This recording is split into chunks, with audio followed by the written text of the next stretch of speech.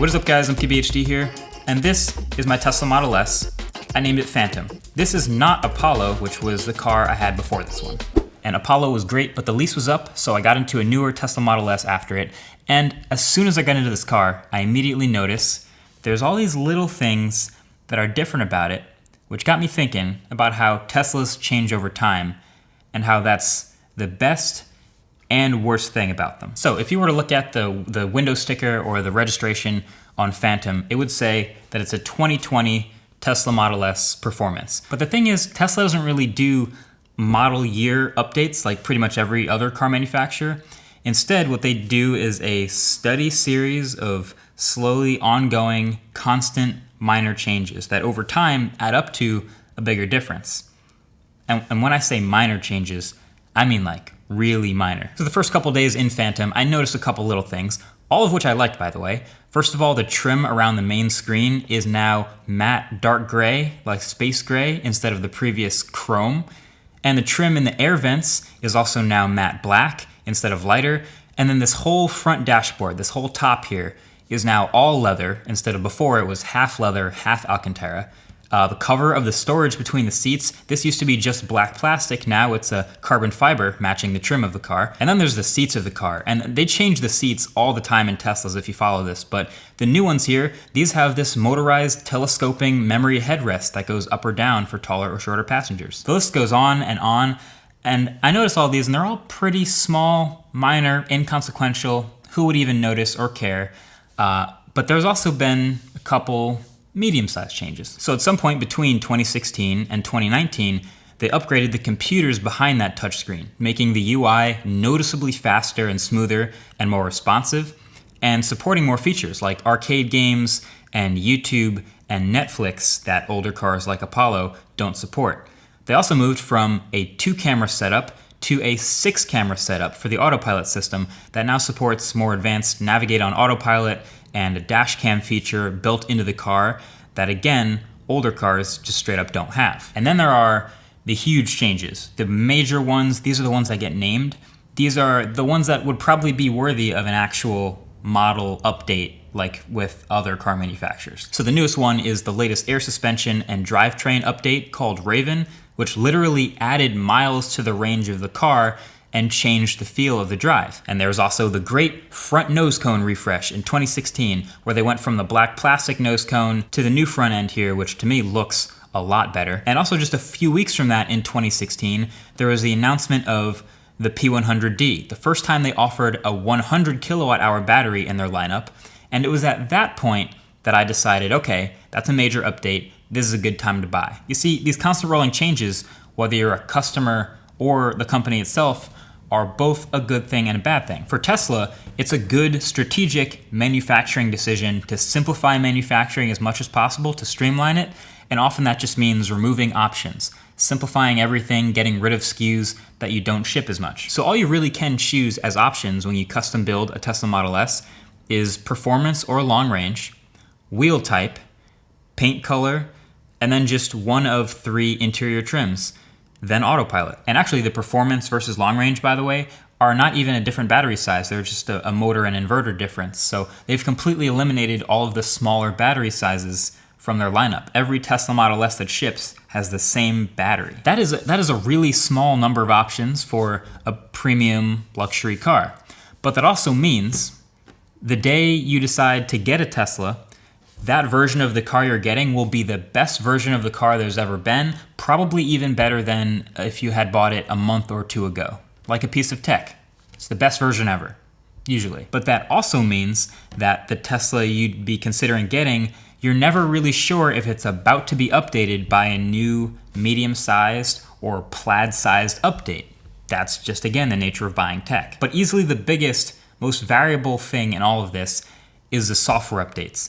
These cars get a lot of software updates. In fact, since I've gotten that car, it's gotten more software updates than my phone has. And in that time, it's gotten faster, it's gotten new features, new launch control. The autopilot now recognizes and reacts to new things and shows animations differently. It's a lot. So if rule number 1 of tech is never buy a product for the promise of future updates, is Tesla breaking this rule? Well, they're trying to. because it helps them a lot for people to trust that and remember that their cars get better with software updates. I think the best example of this would be the summon feature. So in the Tesla app, there's been a summon feature, and it's been there for years. And way back at the very beginning, it was dead simple. It was just forward or backward. So basically, you could just summon the car in a straight line, forward or backward, out of tight spaces. You know, I guess kind of clutch if someone parks really close to you and you can't get in the door, so you can summon it out. Neat, but honestly, it's not much more than a party trick at the beginning. Then they start adding features. It can kind of turn a little bit. It does the mirror folding. It gets HomeLink support, so now it can sort of maneuver out of a tight driveway space every day and open and close the garage door if you want it to. But now in 2020, many updates later, there's a full-on smart summon, which will just have the car find you anywhere. Open up the app, summon the car to you, it'll find you.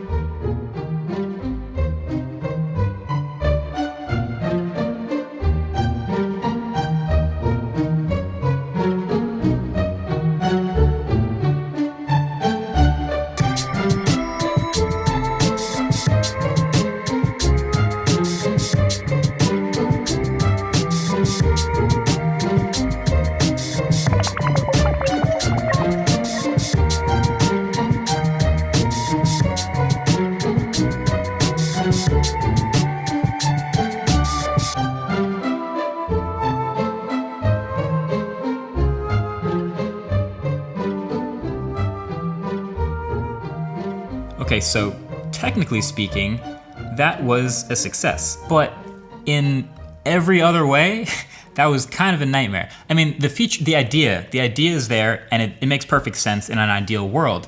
You're at a mall, it's raining, you walk outside with all your bags, you don't want to walk through the rain, so you summon the car, it comes from the parking lot right up to the door and finds you. You never get wet, you get right into your car. But in reality, it's still kind of a work in progress. First of all, there's a limit to how far away it can smart summon. Feels like about 150 yards before you're outside the circle, and it won't let you summon at all. But once you press summon, the car wakes up, and as long as you hold that button down in the app, the car will continue along this path it's drawn using GPS and imagery that it figures out that it can get to you. And it'll keep you updated on what's happening as it's following that path in the app. Now, I'm doing this in an empty parking lot to minimize risk. But even from all the times I've tried this in a half-full parking lot, in a full parking lot, Smart Summon just does not drive like a regular human driver.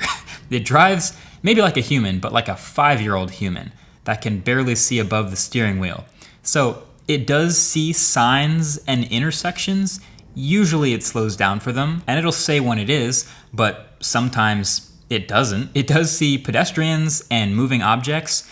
Again, sometimes it slows down for them, which you would hope every time it would slow down for pedestrians, but sometimes it just didn't. And that's a really weird look when this car with no driver almost runs someone over and then proceeds to drive over to you while you're standing there holding the button on your phone. Like, sorry, I didn't mean to, I'm just summoning my car to me. I didn't know it wasn't gonna stop. I could have let go of the button, but... And it just completely ignores all of the lines on the road, which I guess isn't actually that much of a problem by itself, but it makes it hard for other drivers to deal with it when it's not behaving predictably, like a normal driver would. Again, I've tried this in other active parking lots, and it has not gone well. So that all sounds pretty rough.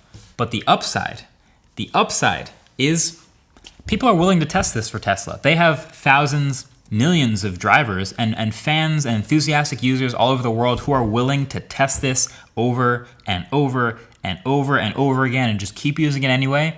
And Tesla will use all of that data from all the successful and all the failed attempts to turn around and work on new software to make it better. It's an underrated competitive advantage. Tesla is a tech and software company really as much as it is a car company, and it's the reason their cars feel more high-tech than the rest. And as you know, it's very, very rare that a car improves over time. We know about car collectors trying to find cars that will appreciate in value. But usually when you get a car, you drive it off the lot, and just over time, it slowly gets worse and worse until it's too old and it's time to replace it. When you get a Tesla, the way they want you to think about it is you get the car, and it does get older, but it gets software update. Maybe you get the new Cheetah launch mode stance, and then it's getting older and older, but then new autopilot update. and it's getting older and older, but then a new software update and it gets faster, and it just doesn't, it's supposed to feel like you end up with a better car later after you bought it. No wonder Elon keeps tweeting about the price of self-driving going up over time and how much its value is to the actual car and that it's underpriced. It's one of the most variable options in any car in the world. It's software. Tesla's stance, I'm sure if you ask them, would be please buy Autopilot. Even if you don't think you need it, just buy it and eventually maybe try it once or twice, use it, fall in love with it, and then start putting hundreds and thousands of miles in so that the entire fleet can be learned from, and all this data can go back to Tesla and they can learn from it and they can push a software update and make it even better. And you know what? Maybe that's not such a bad thing for the car world. Maybe cars should be like pieces of tech and attempt to get better over time.